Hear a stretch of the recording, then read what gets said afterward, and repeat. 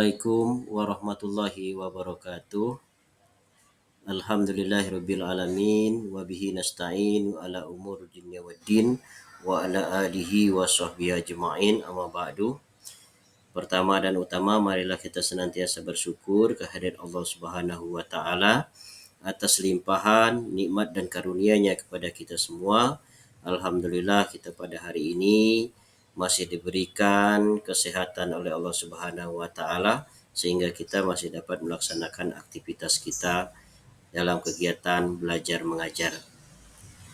Salawat dan salam semoga senantiasa tercurahkan kepada junjungan kita Nabi besar Muhammad sallallahu alaihi wasallam. Anak-anak sekalian, apa kabar semuanya? Mudah-mudahan kita semuanya dalam keadaan sehat walafiat. Anak-anak sekalian, pada hari ini Bapak akan menjelaskan yaitu materi tentang khutbah, tabligh dan dakwah.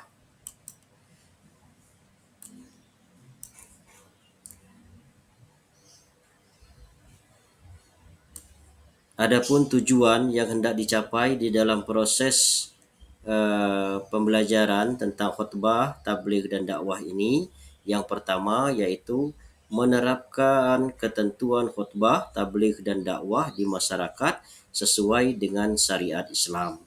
Kemudian tujuan yang kedua yaitu menjaga kebersamaan dengan orang lain dengan saling menasehati melalui khutbah, tabligh dan dakwah.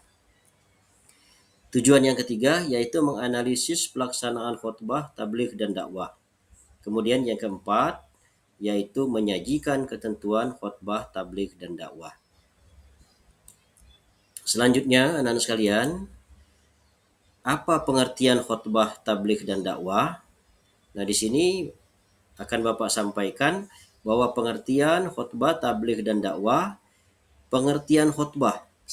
Khutbah berasal dari khotabah yaktubu dan khutbatan yang berarti memberi nasihat dalam kegiatan ibadah. Selanjutnya pengertian tabligh. Tabligh artinya kegiatan menyampaikan pesan Allah Subhanahu wa taala secara lisan kepada orang lain untuk diamalkan isinya. Selanjutnya pengertian dakwah. Dakwah mempunyai arti yaitu kegiatan mengajak orang lain untuk melakukan sesuatu yang diperintahkan oleh Allah Subhanahu wa taala. Selanjutnya anak-anak sekalian, yang perlu diketahui adalah dalil tentang khutbah, tabligh dan dakwah. Yang pertama yaitu Quran surat Al-Imran ayat 104 yang berbunyi A'udzubillahi minasyaitonirrajim Bismillahirrahmanirrahim wal takum minkum ummatu yad'una ilal khair wa ya'muruna bil ma'ruf wa yanhauna 'anil munkar wa ulaika humul muflihun. Yang artinya, dan hendaklah di antara kamu ada segolongan orang yang menyeru kepada kebajikan, menyuruh berbuat yang ma'ruf dan mencegah dari yang mungkar. Dan mereka itulah orang-orang yang beruntung. Quran surat Al-Imran ayat 104. Kemudian dalil yang kedua yang menjelaskan tentang khutbah, tabligh dan dakwah yaitu Quran surat An-Nahl ayat 125 yang berbunyi Bismillahirrahmanirrahim Ud'u ila sabili rabbika bil hikmati wal mau'izatil hasanah wajadilhum billati hiya ahsan inna rabbaka huwa a'lamu biman dala an sabilih wa huwa a'lamu bil muhtadin. Yang artinya, serulah manusia kepada jalan Tuhanmu dengan hikmah dan pelajaran yang baik dan bantahlah mereka dengan cara yang baik.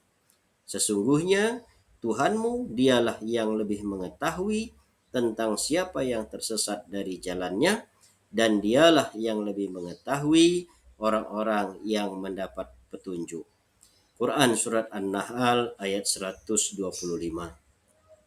Selanjutnya hadis yang menjelaskan tentang pentingnya mencegah kemungkaran, yaitu hadis yang diriwayatkan oleh Muslim yang berbunyi An Abi Sa'id Khudri radhiyallahu anhu qala Sami'tu Rasulullah sallallahu alaihi wasallam yaqulu man ra'a minkum munkaran falyughayyirhu biyadihi fa illam yastati fa bi lisani fa illam yastati fa bi qalbihi wa zalika adhaful iman, rawahu Muslim.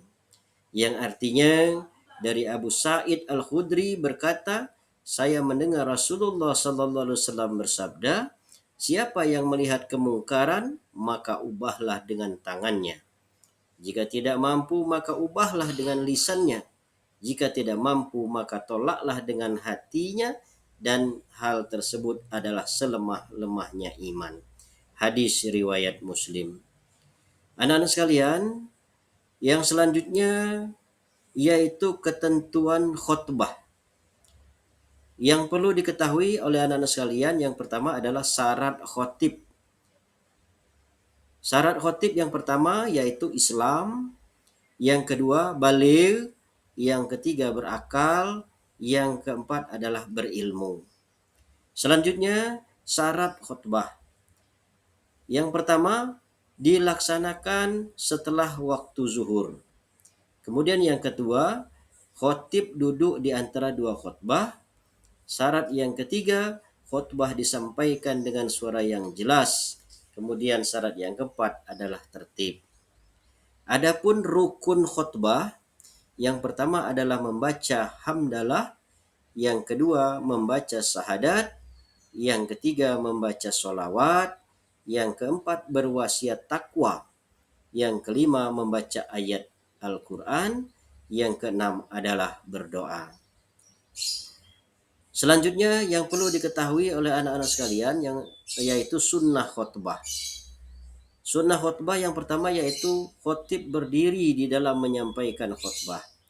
Kemudian yang kedua, memberi salam atau mengucapkan salam sebelum menyampaikan khutbah.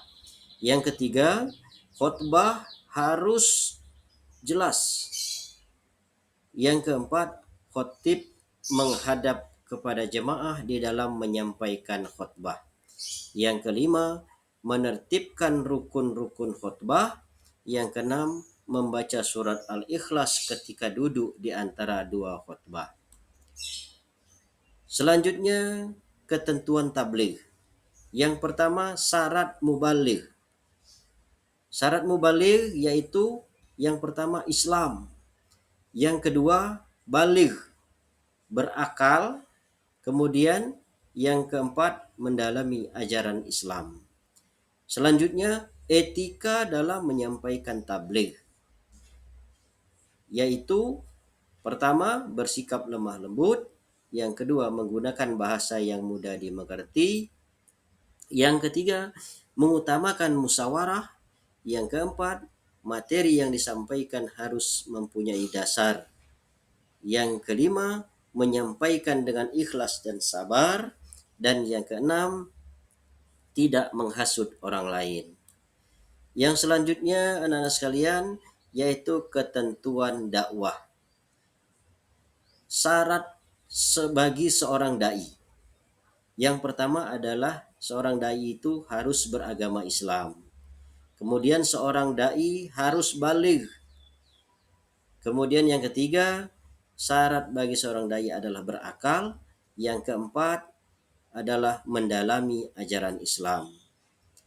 Selanjutnya etika dalam berdakwah. Yang pertama, dakwah dilaksanakan dengan hikmah.